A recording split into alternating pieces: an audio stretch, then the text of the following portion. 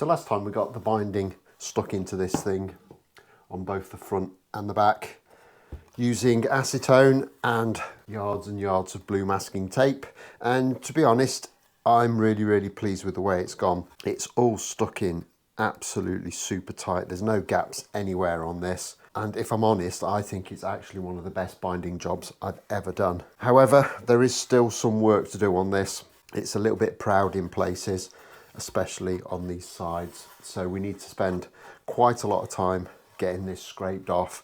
We also have to trim it into the neck pocket a little bit. We managed to get it round the heel area in one piece, and that's gone beautifully. I'm very happy with that. It's the first time I've ever done that on a Telecaster, so to get it this good first time out is quite rewarding.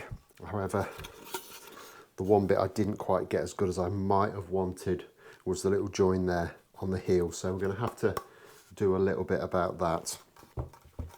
But other than that, I'm very happy with it. Now, there were a few questions raised from last time, and right at the beginning of the last episode I said that I was going to do the back and the top individually, so I didn't ruin the work that I'd just done once I was doing the second one.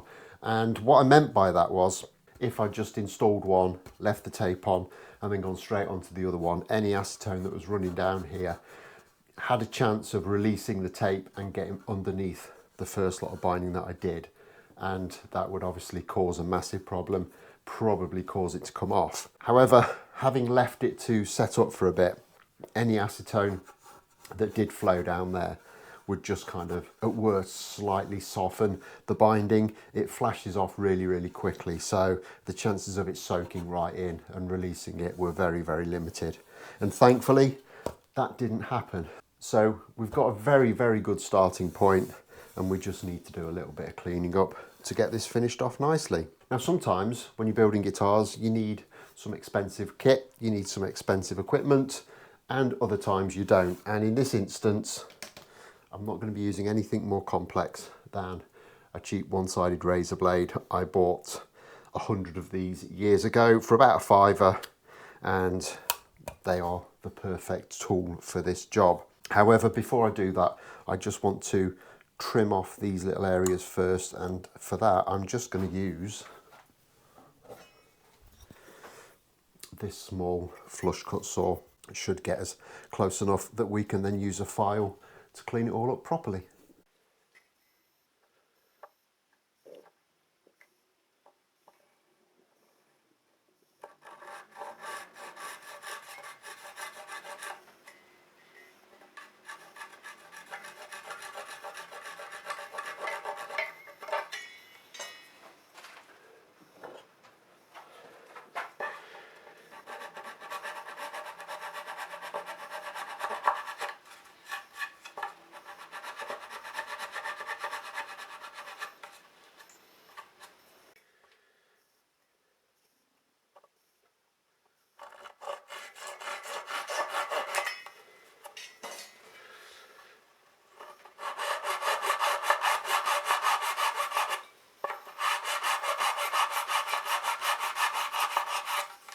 And that's all kind of cleaned up now to the point where we can kind of finish sand that a little bit later on. So now we'll start to just work our way around and start scraping this binding down. And we're not actually that far off.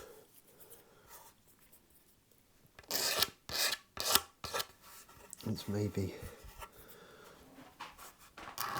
a 1/10 of a mil, if that.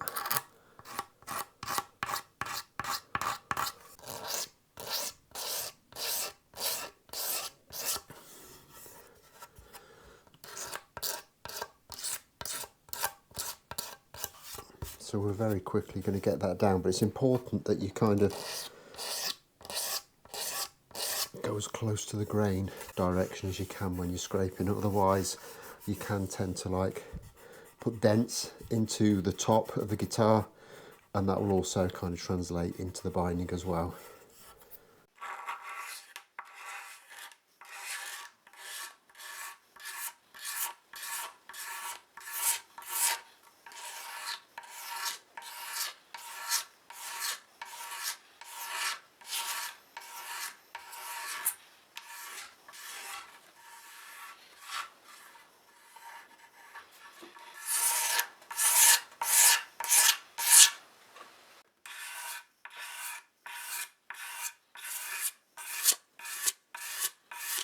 Okay, and with both the top and the back scraped down nice and flush now, the next bit, and probably the kind of harder to do section, is going to be to scrape the bindings down on the side. And obviously there's a lot more surface area and they are a little bit proud in places, so we're going to have to spend just a little bit of time getting those down to thickness.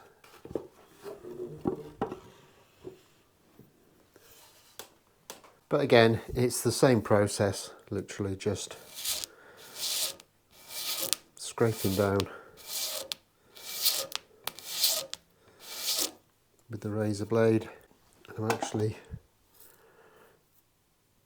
going to save some of these shavings as well, because we have got a gap that needs filling.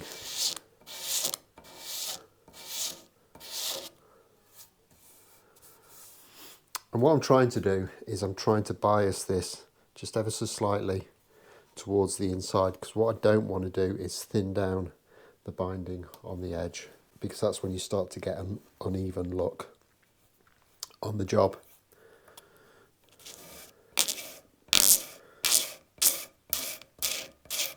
And the way you do that is just by putting a little bit of a bend onto your scraper.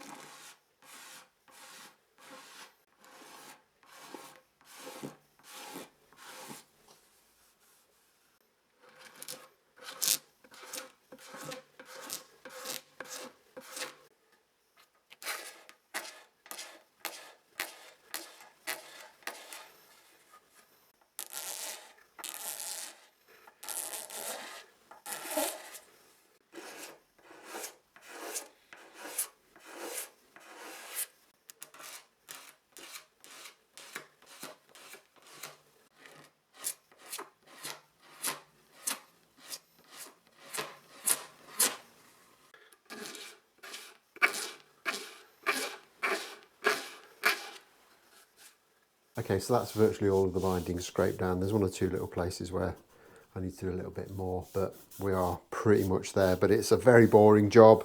It's far too boring to film too much of it. So I'm going to break away now, and you might be able to see where I joined this. There is actually a little bit of a gap. I thought I'd got it a bit tighter than that, but not to be. So we need to fill that. And what I've done is I've just got some old binding in here with a bit of acetone, and it's not fully dissolved, but if I scratch around in there a little bit, I can actually get a gob of this onto my little Allen key that I'm using as a stirrer. And it's simply a case of just dabbing a little bit in there like that. And I'm just going to use a palette knife to kind of scrape off the bulk of that, because we don't need most of it.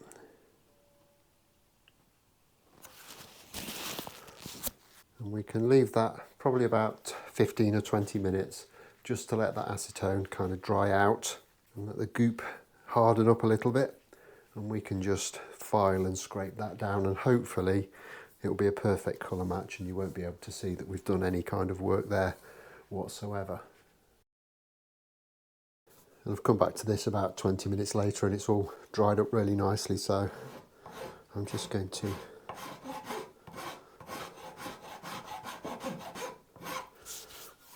just give that a flat down with a file.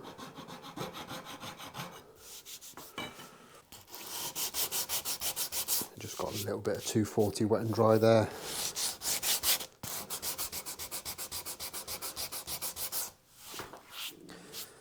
and there is an ever so slight dark mark there, but for the most part that's completely disappeared now. So that is pretty much the binding sorted out now. It's gone very, very well. Looks really nice, and it's nice and even around the edges, so happy with that. There's only one major job to complete on this now, and that is to fit the output jack onto the side of this body. And I'm going to use a pretty standard electro socket output jack to do this. Relatively straightforward to fit. Basically, you've got an outside diameter on the top part of this of about 25mm, but that's only for kind of 1.5 mm, something like that. And then the rest of it is about 22mm. And I'm going to eyeball this to a certain extent. We're kind of going to go around about there. Find the centre.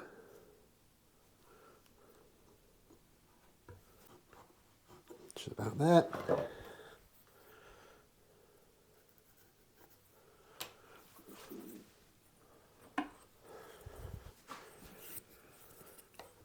Just double check that. Yep, pretty much spot on. And what I'm hoping, which is the case, is that that 22, the 25mm drill bit is going to sit nicely inside the binding.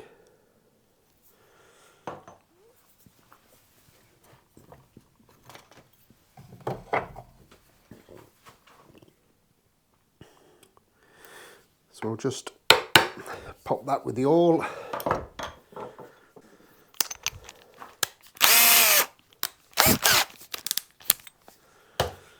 And we can start to get that drilled out.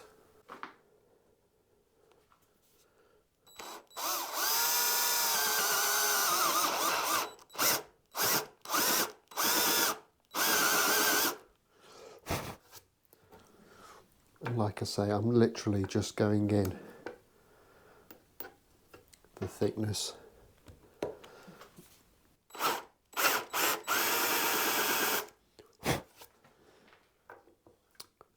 I'm just going in kind of just slightly below the thickness of the little flange on there.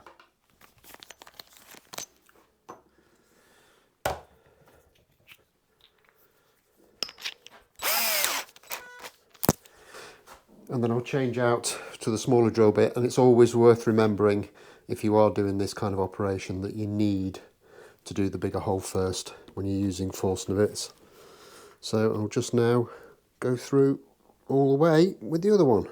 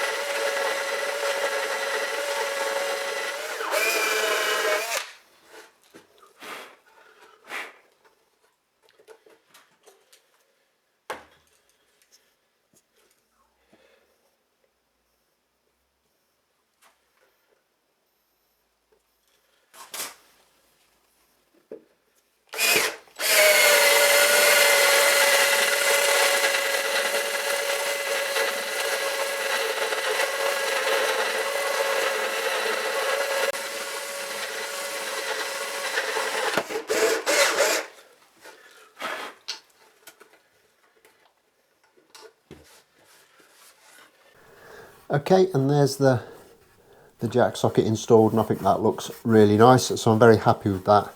And also I'll see if we can get a shot inside to see how that's come through really nicely.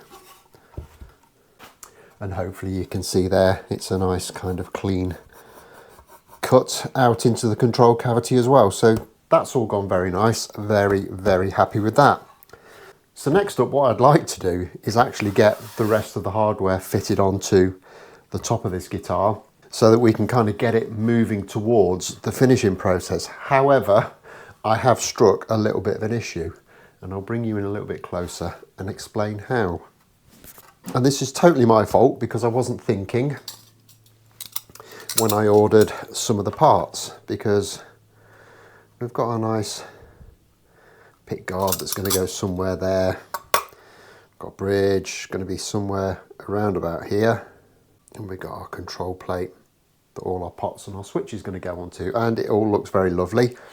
The problem we have got though is that I've ordered a standard Telecaster scratch plate thinking that I'm going to route out this so it doesn't matter that it's got the wrong sized and shaped hole in it. I want to do this in such a way that I don't have a pickup surround, because I just think that would look ugly. However, the holes for the adjustment on the original pickup have a wider spacing than this new pickup is, but they're not wide enough to accommodate the holes that we need for the 2 adjustment screws on the humbucker, which basically means whatever I do, I can't make this pick guard work and look nice. So I'm in the market for a new pick guard, so I need to go and get one of those ordered tonight, and then we're waiting for it to turn up, which means I'm probably going to be best served by not doing any of this just yet until I've got the correct parts. So I think it's going to be a case of I get the parts on order, we put this to one side for the time being, and we make a start on the neck. And that's all fine, because I've got a great big piece of maple that we can use to start that.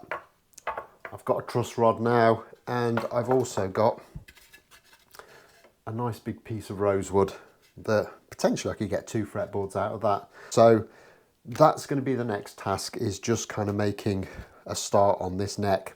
However, that's not going to be for this episode. I'll save that till next time. So as always, don't forget to hit the like button if you've enjoyed this. Subscribe if you haven't already done so.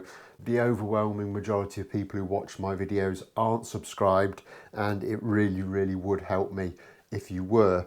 Doesn't cost anything, so please hit that subscribe button, hit the bell icon so you get notified, and I will see you in a couple of days' time with the next episode. Thanks a lot for watching. Bye bye.